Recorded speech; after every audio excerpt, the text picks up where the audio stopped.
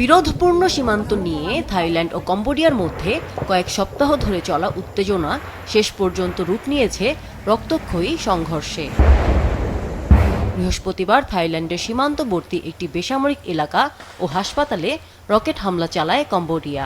এতে অন্তত 12 জন নিহতের দাবি থাই সরকারের, যাদের 11 জনই বেসামরিক নাগরিক।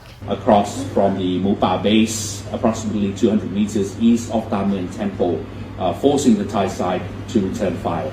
কম্বোডিয়ার সামরিক আক্রমণের নিন্দা জানিয়েছেন থাই স্বাস্থ্যমন্ত্রী। তিনি এই হামলাকে পূর্ব পরিকল্পিত যুদ্ধাপরাধ উল্লেখ করে একে আন্তর্জাতিক আইন এবং জেনেভা কনভেনশন লঙ্ঘন বলে অভিযোগ করেন। এ ঘটনার পর সীমান্তবর্তী এলাকার স্কুলগুলো সাময়িকভাবে বন্ধ রাখার নির্দেশ দেন থাইল্যান্ডের শিক্ষা মন্ত্রণালয়। এছাড়া কম্বোডিয়ার সাথে থাকা নিজেদের সব সীমান্ত বন্ধ করে দেওয়ার ঘোষণা দেয় দেশটির সরকার।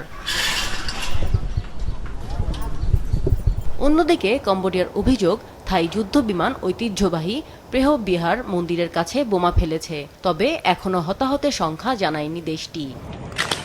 বিবিসি জানায়, বৃহস্পতিবার দেশ দুটি একে অপরকে লক্ষ্য করে গুলি ছোড়ে, যদিও দুই দেশেরই দাবি অন্য পক্ষ এই হামলা শুরু করেছে।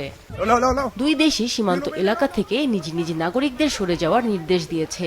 এরই মধ্যে 40,000 বেসামরিক নাগরিককে নিরাপদ স্থানে সরিয়ে নিয়েছে থাইল্যান্ড।